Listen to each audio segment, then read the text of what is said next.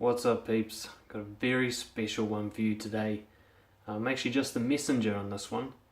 A Brojo ambassador, James, went on holiday over the Easter weekend with three girls whom shall remain anonymous.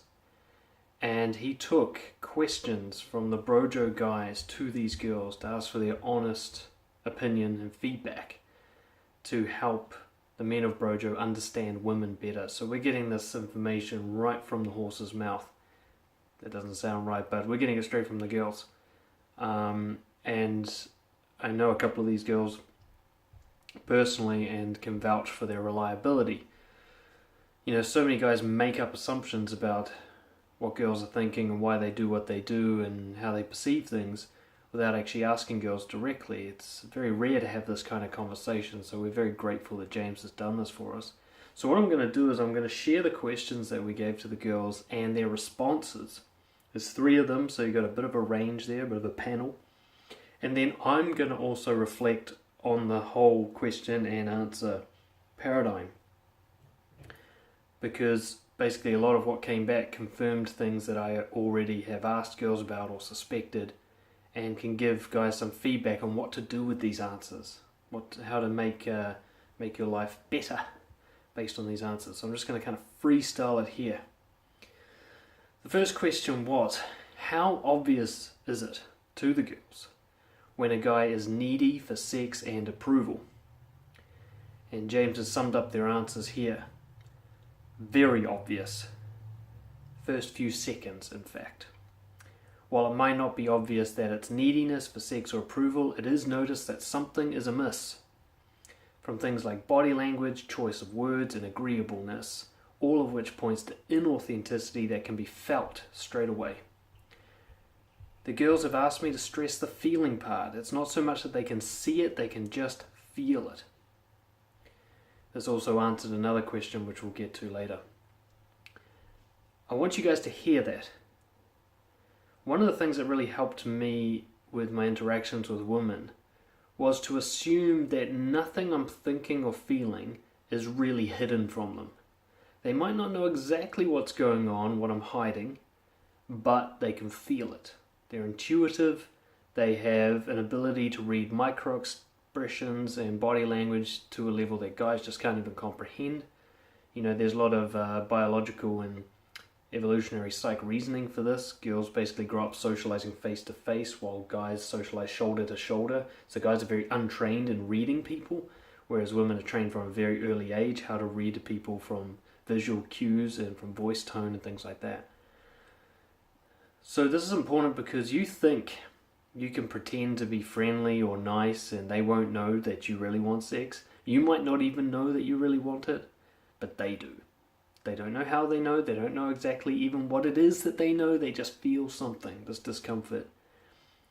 So the learning from this is to understand there is no point in hiding your attraction for somebody, and that your neediness will sabotage you if you don't work on it. So before you start working on trying to build relationships, romantic and sexual relationships with women, first you need to work on your neediness. You need to get to a point where you do not view women as resources for sex. You do not view them as pieces of meat to use, or you don't view them as a source of compliments and validation and approval.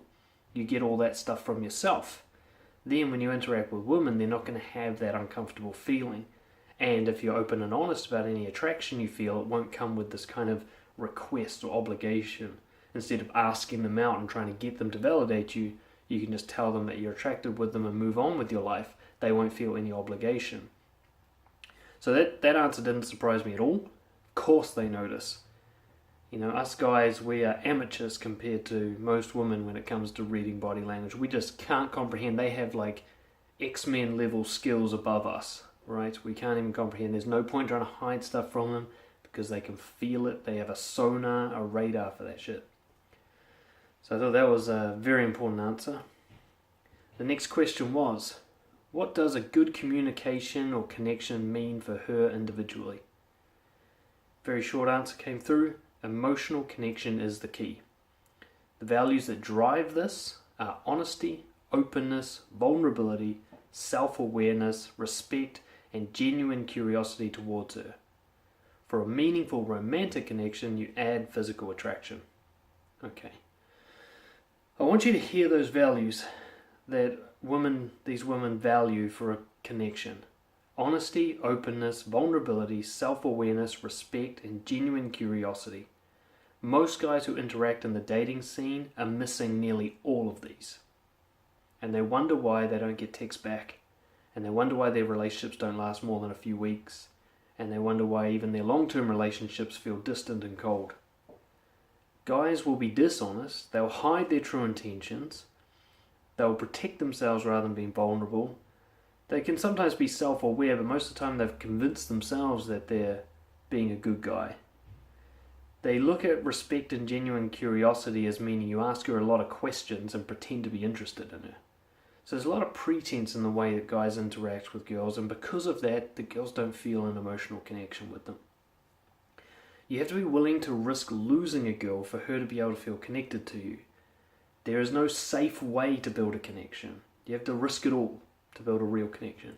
You have to be honest to the point where you're willing to lose them, open and vulnerable, willing to be judged, self-aware in terms of knowing your own insecurities and what you bring and being open about them.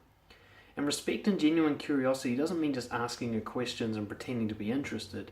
It means giving her space to respond, giving her space to reject you, giving her space to speak her mind, and only showing genuine interest. If you don't care about her job, don't ask about it. Be interested in something that you actually care about and follow that path rather than just pretending to play the interview game. So that's it's so great to see that. I love these answers because a lot of times when you ask girls what they want, what they tell you is unhelpful because they don't actually know what they want. These girls seem to know what they want, and that's what I love about these. The next question. Let's see where we're going with this. Does she or do they have the fear that the man she likes may judge her on her previous relationships or sexual encounters? Most people say they don't care, but I think it could still be a roadblock if you want to be completely intimate and vulnerable with each other if not communicated and dealt with properly. So he's asking the woman, do they worry about getting judged for their previous history? Okay, James asked the question. He had to imply his own interpretation for what the girl said. He said, I'm with women of my own age right now. They have a level of emotional maturity and strength to them. So they have a specific take on this question. Bear in mind, these girls' answers will not represent all women. Nobody's answers represent a group. They say the fear is not there for them. James heard a lot of self-respect coming through from them. They enjoy their connection with men in the here and now, and what has happened in the past does not come into that. A man who does not know how to respect their past is not a worthy man for them to connect with. This is an interesting answer because this is really not a representative answer. This is a representative answer for confident women who have good self-worth. This is not a representative answer for crazy club rats, okay, or women who hate themselves. What this will allow you to know is how you both feel about each other's sexual history is a really reliable indicator of how healthy you are and how ready you are for a relationship. If your jealousy overwhelms you with rage, then you should be staying single until you've figured that bug out of your system. You shouldn't bring that into somebody else's world. And if you get into a relationship with someone else who's like that, somebody who judges you and treats you harshly and suspiciously based on your previous history, then you're both unhealthy. Guaranteed. It's a really accurate measure. Jealousy is something that really accurately measures the health of someone in a relationship. Having jealousy is fine. Everybody can be jealous. Jealousy can be something that enhances a relationship. Me and my girlfriend, we have fun with jealousy. She likes to kind of wind me up by telling me she's attracted to other girls. And I don't react in a controlling or narcissistic or petty way about it. We just joke back and forth. It's a way of kind of showing that we care about each other. If I'm jealous about it, it means I'm still attracted to her and want to keep her for myself. There's nothing wrong with that. But if I was to judge her on her past, if I was to punish her for her past, that would mean I'm unhealthy and I need to work on myself. Okay, let's see, what other questions do we have? So there was another question that was similar to the first one I mentioned about neediness.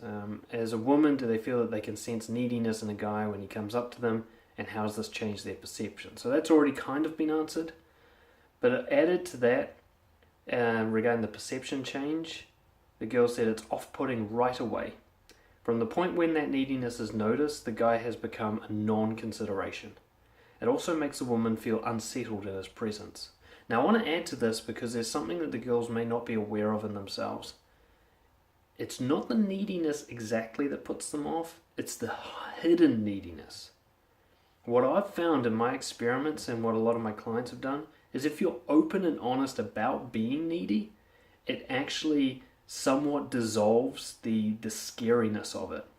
So if I tell a girl like, oh my god, I am really hoping that you'll like me because I've become like really invested in you, and I keep that out in the open, it's out on the table, it may put her off, but it's much less likely to put her off than if I have that feeling but don't tell her about it.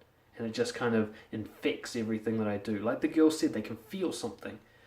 The key thing that really puts off a girl, that makes her use words like creepy and weird, is that she can feel something that you're not being honest about. You can be honest just about anything, and the girl who's right for you will accept you and love you for it, even if it is neediness, even if it is jealousy, even if it is a weird habit that you have that you think girls don't like. As long as they don't feel that there's anything hidden that's a threat to them, that off-putting that they're feeling, that non-consideration, what they're saying is, you feel threatening to me, there's something about you that's yuck, and I don't know what it is.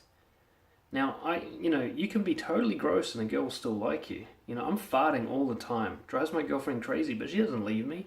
And farts are disgusting. Being gross is fine. It's hiding things that's really off-putting. Okay? So, if you want to learn how to deal with your neediness, one of the key ways to deal with it is to learn how to be open and honest about it. Rather than saying, I feel needy for you, which isn't quite the case, you can just say things like, I'm so attracted to you that I've actually become pretty hopeful that this works out between us, and it's probably affecting me. So I just wanted to get that out on the table so you can make a decision for yourself. This kind of respectful way of expressing yourself honestly, saying, look, I've got neediness, I wanted you to know about it so that you can make a decision for yourself and I won't try to manipulate you, right? Let's see, another question.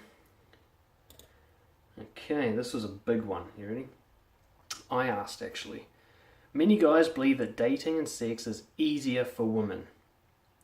Like the women have a buffet of quality guys to choose from and they don't struggle with fear of rejection like guys do. Is this true? Now, I asked this question personally because I've been looking into this whole thing called men go their own way.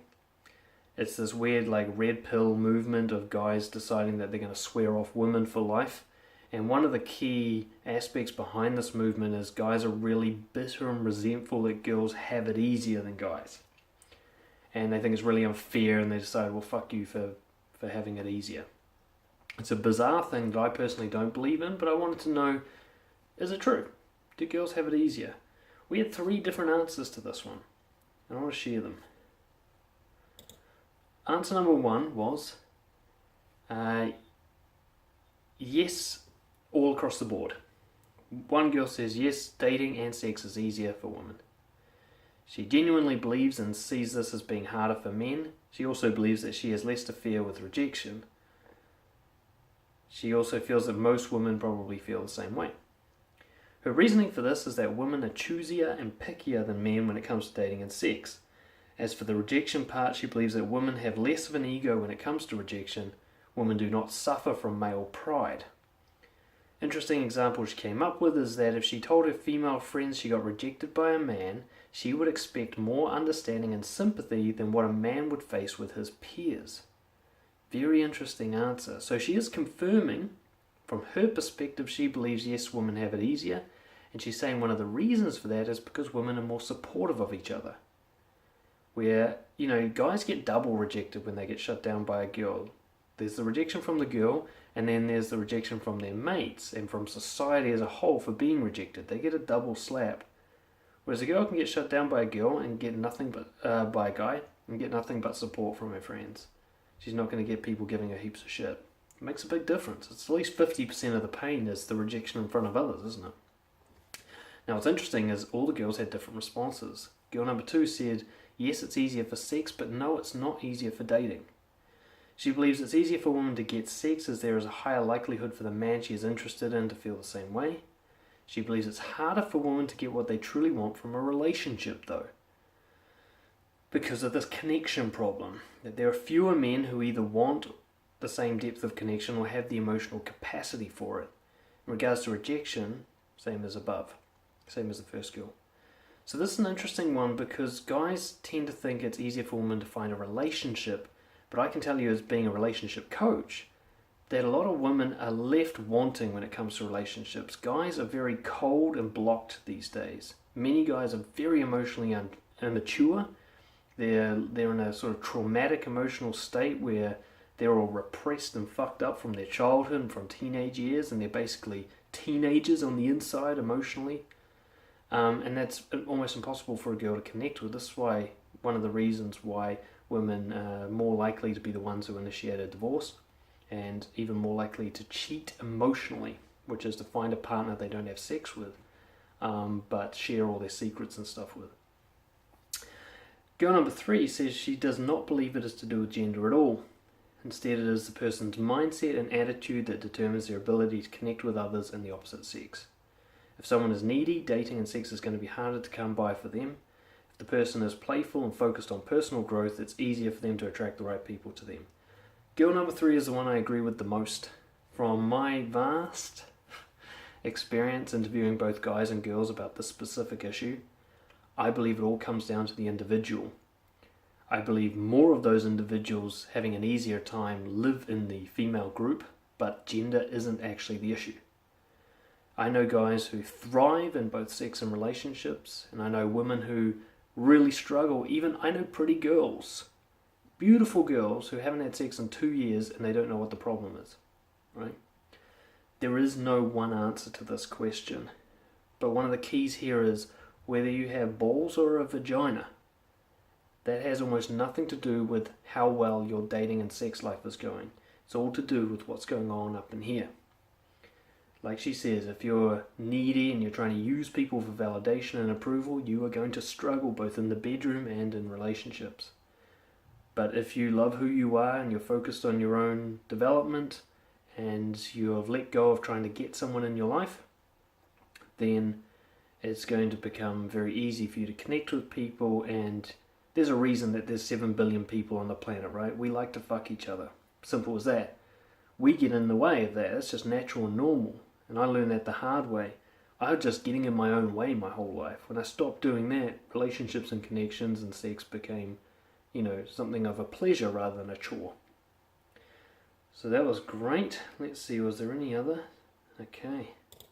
Here's a great one the guys will love. Why don't they reply to a guy they meet and gave their contact details to? Otherwise known as flaking. Why is it girl gets you, you get a girl's number, she seemed to like you, and then nothing. It's like you got the number wrong. Here's the answer. First of all, not all women do this. There are women out there who would not give their numbers to guys they are not genuinely interested to develop a connection with. In the case that a woman does give her number but does not reply, here are some of the potential reasons. Number 1, she was not in her better judgment when she gave the number. Like she was under the influence of alcohol or in a weird mood or something like that. Number 2 is she felt pressured to give her number, not knowing how to say no. Pushiness and niceness from the guy can be factors here, as well as her own passive personality has allowed this miscommunication to happen. Number 3, she has a different understanding of the intention behind wanting the number. Perhaps she wanted a platonic connection while the guy had different ideas that weren't fully revealed until after. And number 4, she initially replied but later stopped, and maybe she decided the connection wasn't right for her.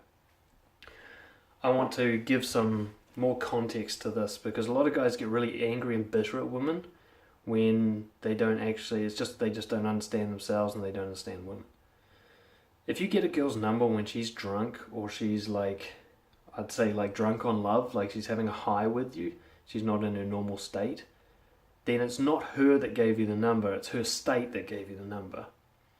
Okay, if you were drunk and you gave your number to a phone company, I did this once, and said you want to sign up to their new program, and you wake up sober and go, fuck, I don't want that new program, would you reply to the text? No, right? So if you're going to get a number from a girl, make sure she's in her right state of mind. If she isn't, don't expect a reply. Feeling pressured. Women, in biological terms and personality terms, are more agreeable than men. And a lot of my clients are people pleasers. A lot of my female clients are people pleasers. They would really struggle to say no even if they hated the guy. In fact, they would give out their number just to end the conversation. You might think that a girl gave you her number, but really you took it from her. That doesn't count. One of the things that you can do to help you figure this one out, you can say, rather than ask for a number, just say, I'd love to see you again. And then let her respond. If she responds with anything less than enthusiasm and an offer to meet up again, then maybe she doesn't want to. And you got to respect that. Number 3, she has a different understanding of the intention. So many guys ask for a number without clearly saying, by the way, I'm attracted to you and I want to see where this goes. And then you wonder why your flirty texts don't get a response. It's because she thought you wanted to be mates. If you don't express attraction, make the assumption that she's come to the conclusion that you're not attracted to her. And she's making her decisions based on that. So express attraction and go down that road and take the risk of not getting the number. Or don't and expect to be friends and nothing but. Okay? And number 4 is the one that guys will really struggle to. Sometimes girls just change their mind. They don't feel one way that they felt the day before. That just, guy, once he's attracted to a girl, he stays attracted to her. And you can't conceptualize how a girl can have a fluctuation of attraction. A girl can fall in and out of attraction with her own partner easily, whereas a guy will just have a steady feeling about her. Guys don't understand this waves thing that girls go through. So a girl can just not be into you anymore, and it doesn't mean she wasn't into you at first, it just means she's since changed, and so many things could change her. Maybe her best friend just went through a breakup and that puts her off men. Maybe her dad yelled at her and now she's mad at people who have blonde hair. You don't know, and you will never understand this. But when she's done with you, she's done with you. Don't try to force it back, okay?